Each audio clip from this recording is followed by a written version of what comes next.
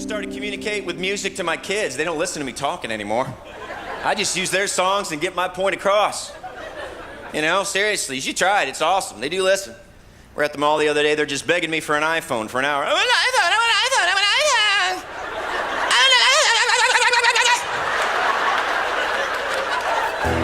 I finally said, dude, I'm not gonna buy you an iPhone, cause you ask for it like you need one. You don't. I'm not gonna buy you an iPhone.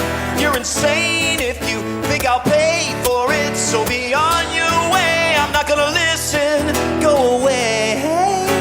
You're wasting all your time. Here's a dime if you find a payphone, but no iPhone today. And that's what I do.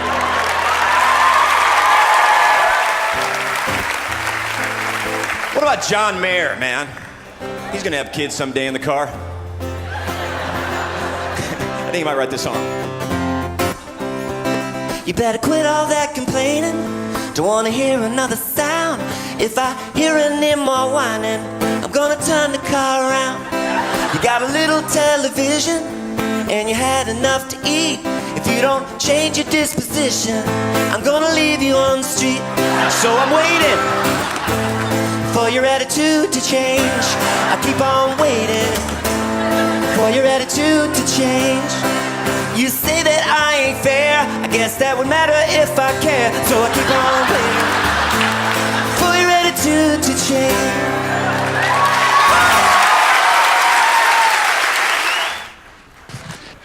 You know, the sad thing is what makes that funny is we've all said those phrases, right? How many have said, no, I won't buy you an iPhone to your kids? Yeah, and the whole attitude and turning the car around, yeah, for sure. So this weekend we're talking about the childhood years. And I have to tell you that I think this is the best stage of parenting. And so for those of you that are parents of infants and toddlers right now, I'm here to give you hope that it gets better. And if you have kids that are exiting the childhood stage and entering the next couple of phases, I'm sorry. I got nothing for you. I'm just kidding. That's Steve's job next week. He's going to talk about the teenage years and adolescence. But I truly think that the childhood years can be some of the most fun years because we're done changing diapers, right? The sleepless nights hopefully are gone, and our kids are starting to take on an identity of their own. They're developing specific personalities, and they start to learn and discover things. And as they do that, they view the world through this special lens that only they can, and they think they understand how the world works. So I want to share with you a few words from some kids and see if you can identify this. This one, first one is told by a mom. She said, I told my kids we are no longer saying shut up because it sounds mean and can hurt people's feelings. So my kids are getting creative with their words. My 9-year-old daughter was talking, and my 6-year-old son couldn't take it anymore, so he said, silence, you peasant. Another one from a mom. She said, when my child came home from school on the bus the other day, I paused my work conference call to ask how her day was. She responded with, shh, go back to work. I have a whole list of things that I need you to buy me with all the money that you're making. She was 5 years old. She's got it figured out. This is a 7-year-old boy. It's weird. Every time I have to clean, my stomach starts hurting. Those of you that have boys have probably heard something similar. This soccer thing tonight, is there a lot of running? Because you know how I feel about exercise. That was a 6-year-old girl. This one's my favorite. I peed in the grass. I was trying to be a good example for the dog. That was a 6-year-old boy. But kids in this stage are starting to figure out how they think things work, right? And they say things, they do things based on their interpretation. They start to develop and learn. They want to do things on their own. Sometimes it's good and sometimes it's to their own detriment. But they want to start to contribute, and they want to be a part of the family and take on responsibility. And there's this time where they decide they want to help cook dinner, right? And some of them attempt to do it on their own, and whatever they come up with sometimes leaves some interpretation, right? But one thing that I know is, regardless of how the dinner turned out, the kitchen is a much bigger mess than if mom and dad had have taken care of it, right? And, if you have boys, there comes this stage where they want to cut the grass, they want to do yard work, and when they get finished, they've missed more spots than they actually cut, and so you have to go and do it all again yourself, right? And you're kind of like, But if you're like me, the problem is this. I tend to focus on the messes and the missed spots rather than the effort and the initiative they took to try to help and to try to grow. And so I have to ask myself, what is it that I'm looking for in my kids? What am I looking for in them? I have 2 kids that are coming to the end of this childhood phase in 6th and 7th grade. One who is unfortunately, or fortunately, depending on how you look at it, going to enter the teenage years on Thursday. And so we're ready for round 2, but not really. So this is important. And so we're going to talk about 3 things that are important to this childhood phase. And we're going to talk about 3 things that I am not very good at as a parent. Coincidentally, they just happen to be the same 3 things, okay? So what we're going to talk about, I'm telling you that I am not good at this, and I am talking to myself, and I need help in these areas. So we're actually going to I'm not going to make 3 statements or 3 points. We're going to ask 3 questions. And these 3 questions are our practical application, and it's what we can walk away with and help us to be better parents, specifically to kids in this childhood stage. So the first one, if you have your handout, is this. Are we looking for evidences of grace or evidences of sin in our children? Are we looking for evidences of grace or evidences of sin in our children? Are we looking for the areas that God is at work in our kids? Do we look for the evidences of good, the evidences of grace, or do we look for the evidences of what went wrong, the mistakes? And I ask that, are we looking for that in our children? Are we looking for that in our husband or wife? Are we looking for that in the people that we work with? Are we looking for the good, or are we looking for the bad?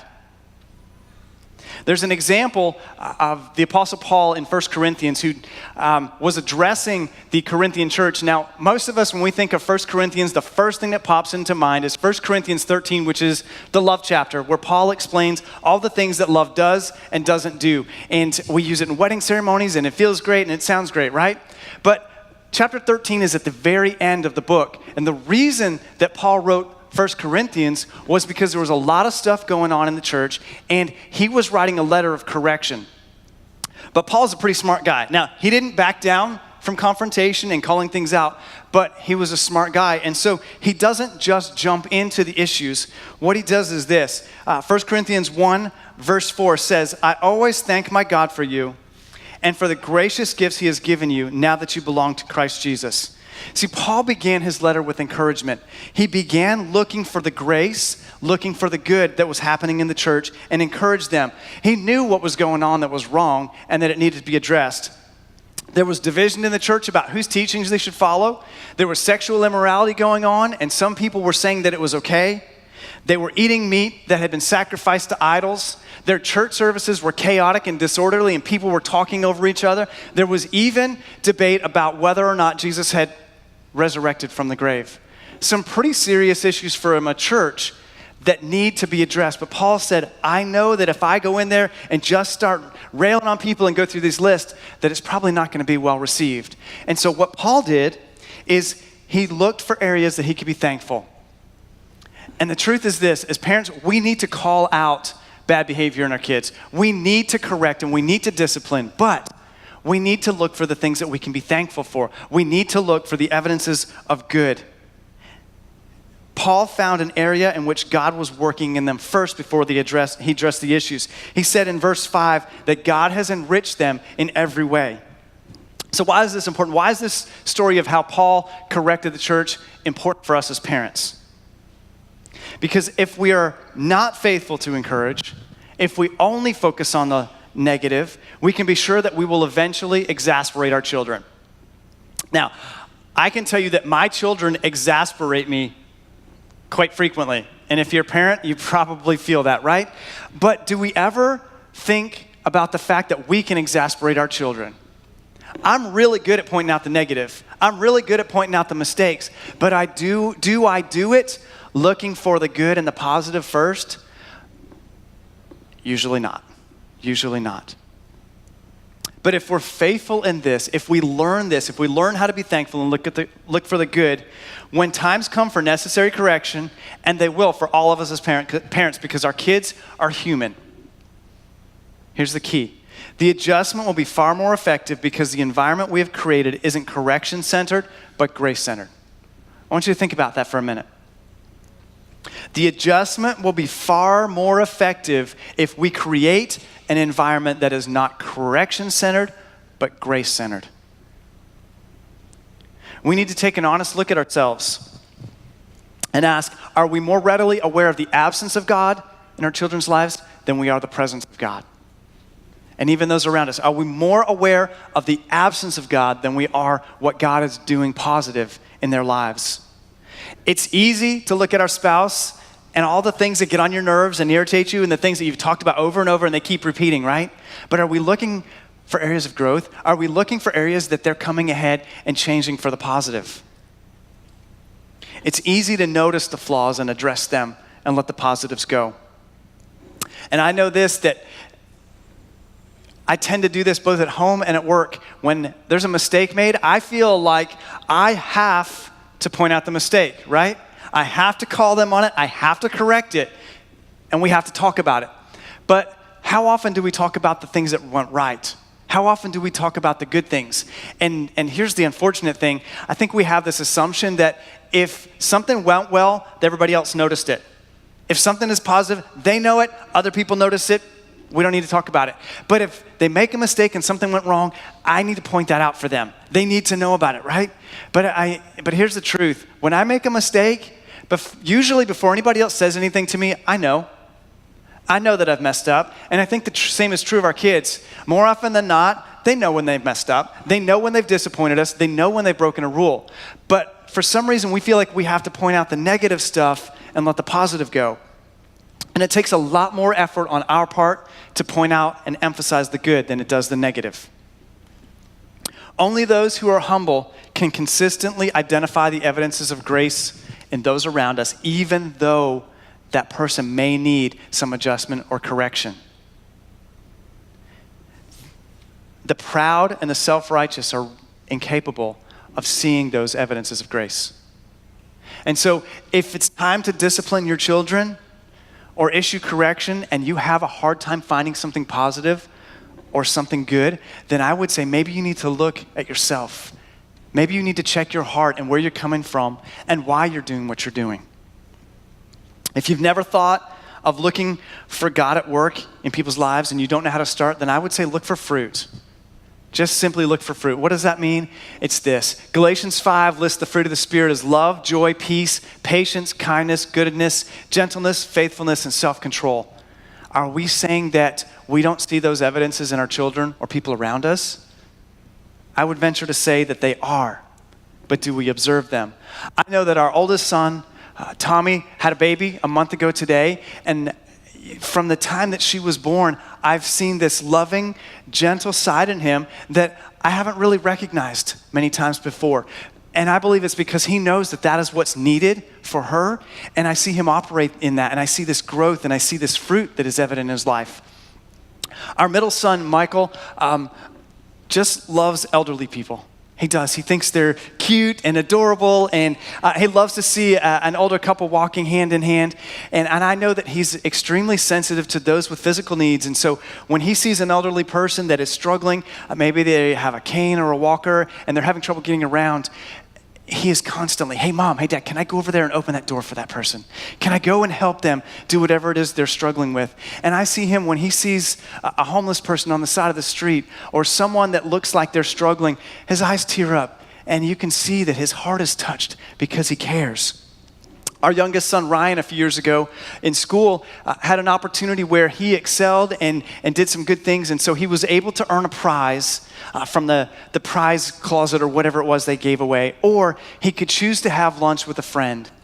And Ryan chose to have lunch with a special needs girl in his class. And his teacher said, why did you choose that when you could choose anything? And he said, because I know that she doesn't have very many friends and somebody else might not pick her.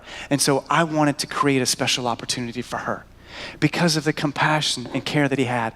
And I mean, those are simple examples, but how many of us can think about that specific time that our kid did whatever it is, that we recognize and are aware of the fruit of the Spirit working in their lives? And you know, at this childhood stage, most everything in relation to kids is up. They use the word up a lot.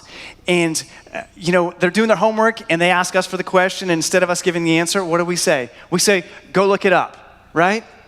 Or they're annoyed with their sibling and the first thing that comes out of their mouth is, shut up, right? Or it's bedtime and we're trying to get things settled, and the phrase that comes out almost every night is, Dad, can I please stay up? Everything is up. And with parents, it seems that the word is down. They're all excited and rambunctious and excited about something. What do we say to them? Calm down, right? Our younger children pick up things that they really shouldn't be touching. What do we say? Put it down. My kids, we have a 2-story house, and so when I want their attention, what do I yell at them? Come down here, right? Usually it's come down here now. Or they've been playing too many video games, and what is it? Shut it down, right? They think up, we think down. And that's kind of funny and ironic, but we need to be reminded that that word up is important to them and that we need to build them up. We need to give praise when we observe our kids acting in these fruits and doing good. But at the same time, we must be careful of the kind of praise that we give, which brings us to our second question, and that's this. Do we give constructive praise to our children? Do we give constructive praise to our children? Children at this age of life are asking the question, do I have what it takes? They just want to know, who am I? Am I good enough? Do I have what it takes?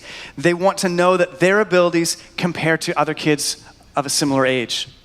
And when we praise their persistence and their effort, it broadens their confidence and their sense of identity is established. Philippians 4:8 says this, finally, brothers and sisters, whatever is true, whatever is noble, whatever is right, whatever is pure, whatever is lovely, whatever is admirable, if there's anything that is excellent or praiseworthy, think on these things. If something deserves praise or is excellent, we need to think about it. But with our kids, we need to take it a step further and not only think about it, but we need to verbalize it. I think all kinds of good things about Anita and my boys, but if I don't ever say it, they have no idea what I think of them or how I'm feeling. We need to verbalize when something is worthy of praise. So, how do we praise our kids the right way? How do we give constructive praise? The first one is this. We need to praise what takes effort. Praise what takes effort. Rewards and praise are most effective when they focus on achievement that took time and effort. And usually when that praise is most effective, that achievement took character. It took strength. It took something that came from their eternal makeup.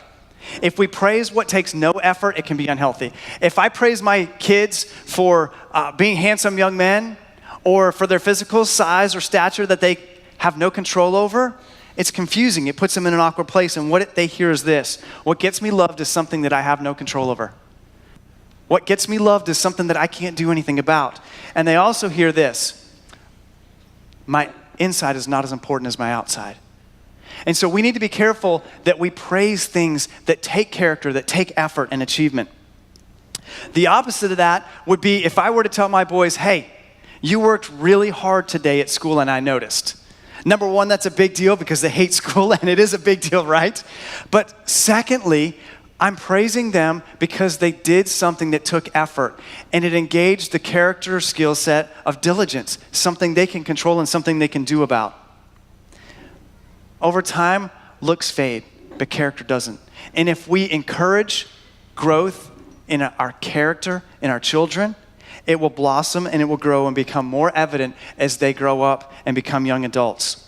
We need to praise what takes effort and especially the character or internal makeup. Secondly, we need to praise the extraordinary. Praise should be given in those times when a child stretches himself or herself beyond the norm, when they put extra effort into a task, or they go above what's just the minimum requirements. The extraordinary looks different for different people, because some people may be naturally gifted and skilled in an area, whereas for somebody else, it may take some effort that's a little bit extra. Some kids are really good at math, and some kids are not so good. And so when they work and they study extra, we need to recognize that they put in the extra effort to try to accomplish something. Our boys play baseball, and when our youngest was 9, he got drafted and moved up to the major level, which is mostly 11 and 12 and some 13-year-old boys. And so he's playing against boys that had a 2 to 4 year advantage over him in experience, a 2 to 4 year advantage over him in size. And so he's the little guy on the team, the guy that's less experienced. And so in order to compete and to be a part of the team, he had to work really hard. And I was so pleased at how much extra effort he put in practice and worked hard. And he played the outfield, and he's the only 9-year-old out there with these 11 or 12-year-old boys, and he was running down and catching more fly balls than the other outfielders. I believe because he put the extra effort in, and he had a desire to prove himself. And at that age, there's a big difference between how hard a 9-year-old throws and a 12-year-old throws. And so when you're standing in the batter's box and that pitch is coming a lot faster than you're used to, it takes some courage to stand in there and not back out. And so to him, it was a big deal. It was some extra effort, and that was something that was worthy of praise. And for every kid, it's a little bit different. What is it that they're doing, that they're going the extra mile and doing more than the minimum, more than what's expected or more than what's required of them? And as they grow out of these years and understand that, they'll realize that nobody throws a party or gives you praise just because you show up. And as they develop into their careers, they realize you don't get rewarded just because you show up to work or because you happen to be there on time. You have to put some work in, you have to put some effort, and we need to teach our kids the importance of that effort. Third, we need to praise with specifics. Praise your kids with specifics. It takes very little effort to say something like, "You're amazing" or "You're special," right? You don't even have to put any thought into that. I can say that all day long, and it doesn't matter who I say it to. If I say that same phrase, it means the same thing. It doesn't make it unique or special. It takes effort to observe something specific that your child is doing and to praise that. Maybe it's a specific test and a grade they got. Maybe it's a project that they completed. Maybe it's an attitude that they exampled when maybe that wasn't the easy way to handle the situation. Maybe you notice a child sharing with their younger brother or sister, and you notice that, hey, I appreciate that you shared that with your brother and sister. I know that wasn't easy. That goes a long way when they understand that, hey, mom and dad see what I'm doing, they notice, and it counts. Many of you guys know Bruce Lapierre. Bruce serves on front lines, was on staff with us doing maintenance, and Bruce oftentimes has been quoted as this, that there's been a lot of times where we as staff members have seen people say to him, "Bruce, thank you for all that you do," or been the ones that say, "Bruce, thank you for all that you do," and Bruce's immediate response is, "Really? What exactly is it that I do?" Because he knows that it's easy just to say, "Hey, thanks for everything," and make this blanket statement, right? But do you really notice what I do? Do you really pay attention to the things that I do? And so making a blanket statement doesn't take very much effort. Praising somebody for something specific takes some effort on our part, and guess what? It makes a connection, and they understand how you feel about them. We need to praise our kids with specifics. Fourthly, we need to avoid praising to create a special identity. Every child needs affirmation when he's done well in school, when he's done well at a specific subject that maybe he struggles with, when they excel at a hobby or something they're learning or in sports. And that's why competition can be healthy, because they have something to measure against. Children at this age are ready to prove themselves. They want to prove, hey, I can do this, I can handle it. How many of our kids have said, "Hey, Dad, watch how fast I am," right? And they show off their speed. Or they want us to see how strong they are, how much they can lift, how much they can accomplish. But the message when we praise them should never be, "You're better than somebody else because of that skill." We should never communicate to our children that they deserve special treatment. You might be the fastest kid on the team, but you still need to go over there and help your coach and your teammates pick up balls after practice, right? We need them to know that everybody has a different strength and ability. And while that's important and we praise you for that, it doesn't make you any better. God made all of us unique, and God views us all the same. He is not a respecter of persons. And one of the hardest things is to watch parents give a child hope in an area where there's no real basis for that hope that exists, right? So that's why, lastly, we need to keep praise based on reality. Praise based on reality. A kid hears the statement, you can do anything you want to do. Just go for it. And so they spend years of their life and energy and time chasing something that maybe they weren't meant to do, maybe they weren't gifted to do.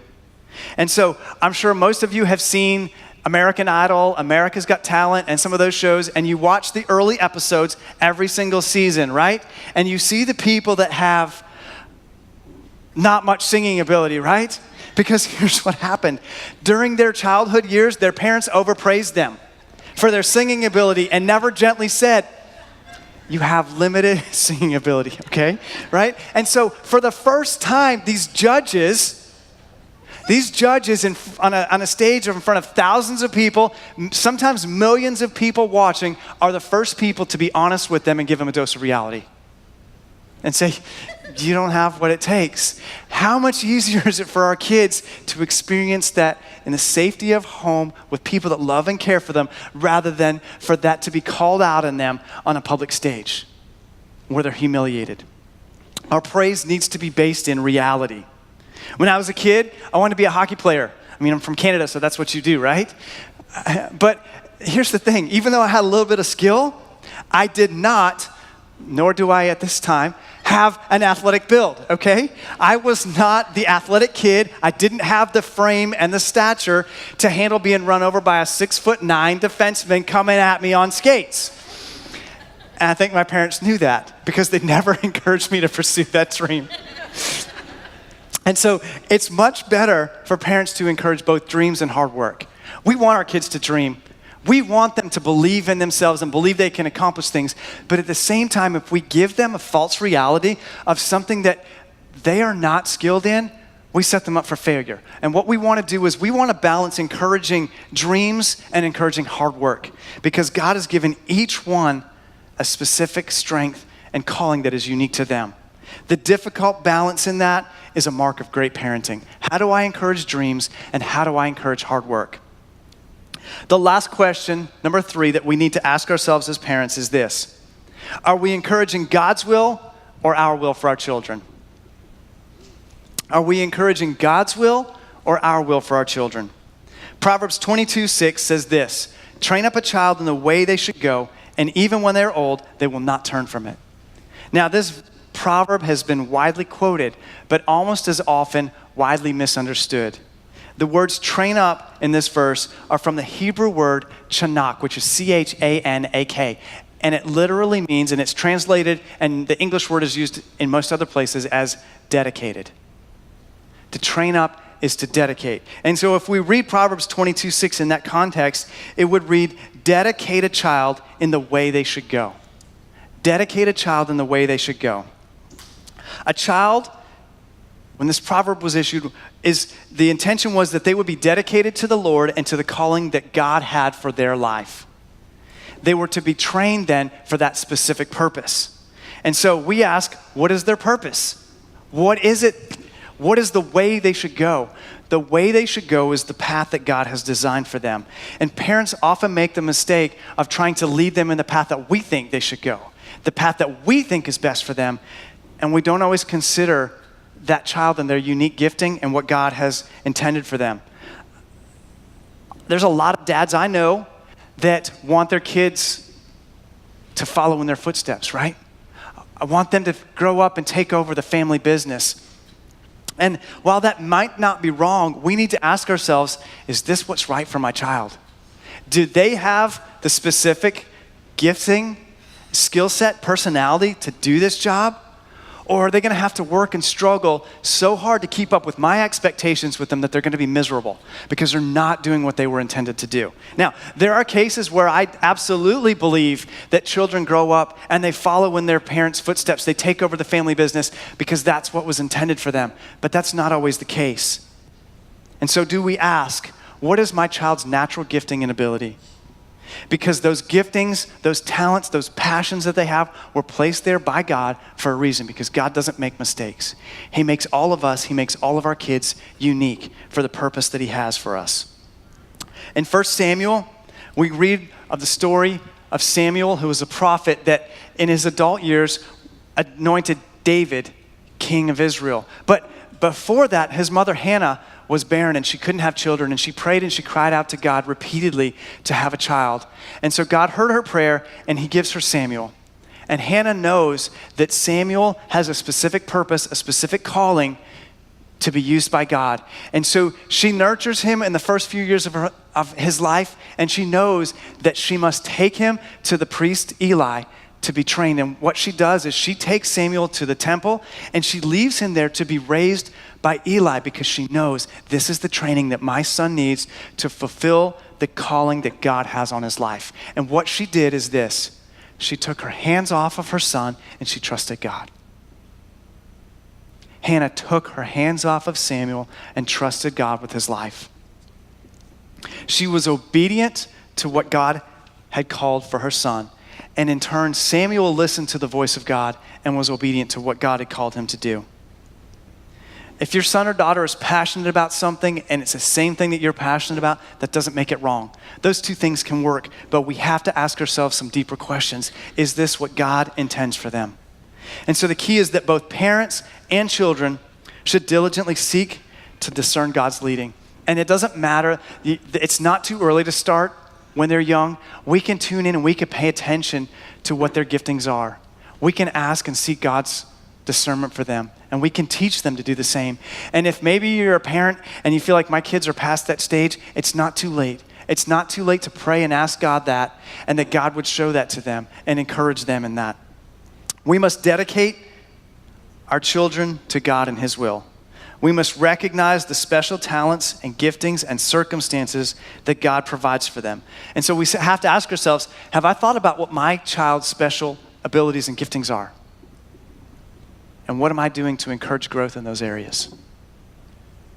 We need to seek to encourage and prepare our children to fulfill the purpose that God has for them, no matter what their age.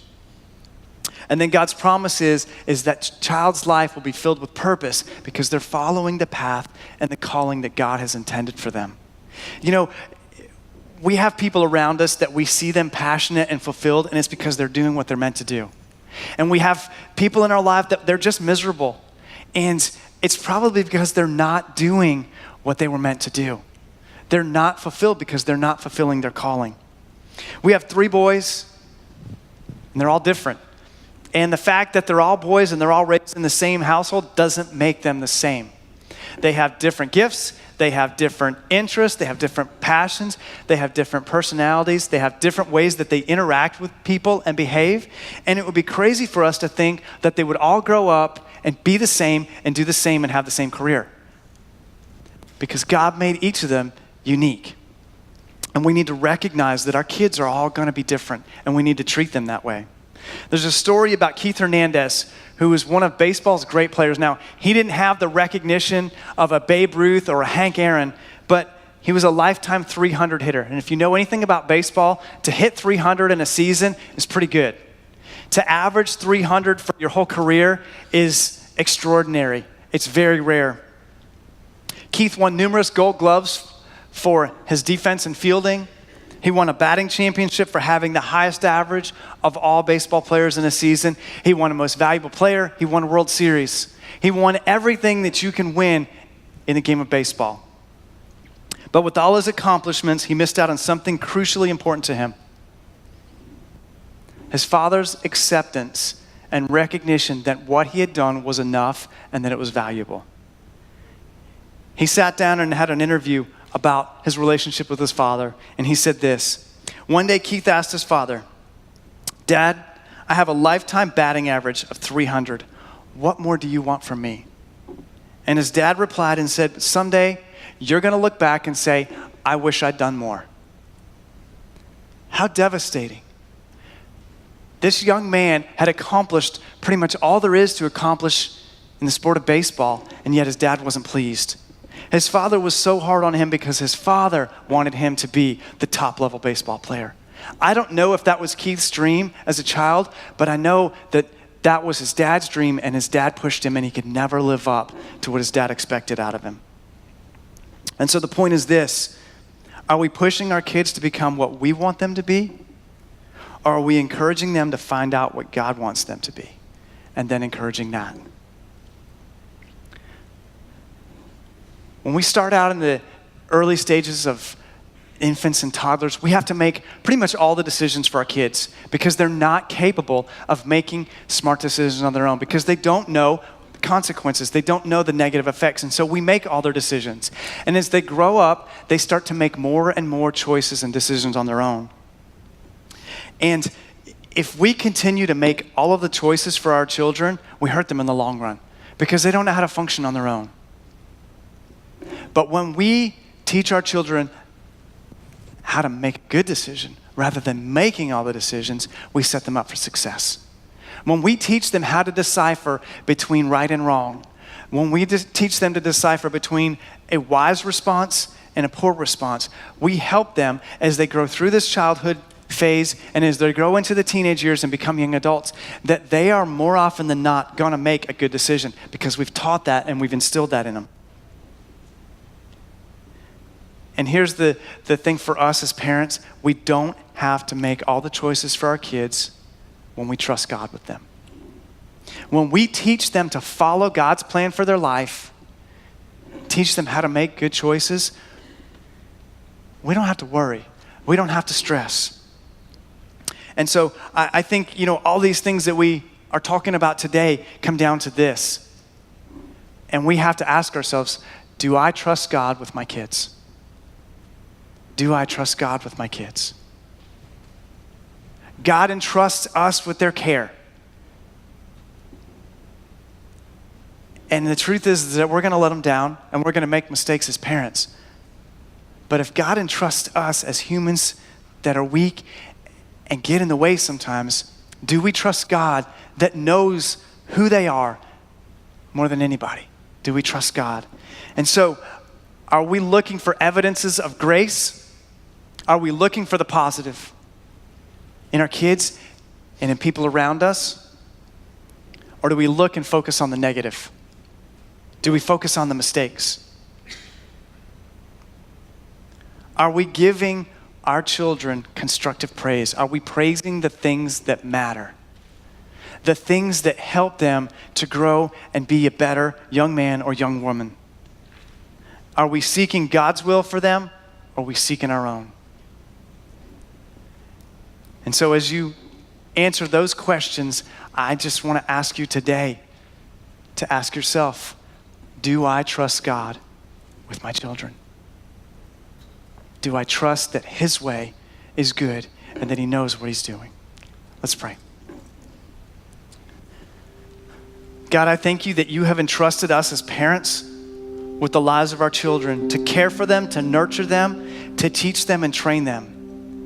And God, I know that I feel like I get it wrong more often than I get it right. And I know that there's other parents here that feel that way. But I thank you that God, in us, you see evidences of grace before you see evidences of sin. You see the good and the positive before you see the mistakes. And that's how you lovingly teach us and correct us. And I pray that you would help us, no matter what phase of parenting we are in, to look for the good when we correct. And God, for our relationships, that we would be better at looking for the good, at looking for areas that you are growing people than we would for where they fall short. And that we would encourage and call out and praise those things. That God, we would seek your will as parents and not force our own ways. Let us follow and discern your voice and teach our kids to do the same thing. And God, I pray that you would help us to trust you with our parenting skills, but more importantly, to trust you with our kids because you gave them to us. You created them, you know them, and God, you have a plan for them. Let us seek your way and follow you. Help us to be better as parents, help us to be better husbands and wives, and help us as a church family to look for the best in each other and help each other as we grow, I pray. And I thank you for that. In Jesus' name, amen. Amen. Thank you, Pastor Sandy. You know, in years when we're gone, it's not going to matter how much money our kids make or how successful they are at work. It's going to matter where their eternal destination is, right? So, guys, thank you for coming. I personally have really loved this series because I'm the youth pastor. So the better you guys get at parenting, the easier my job gets. So thank you for coming and listening. Remember, this is the last day to sign up for the marriage getaway, so you can work on your marriage too, all right? Hey, we love you guys. Thank you so much for coming. We'll see you next week.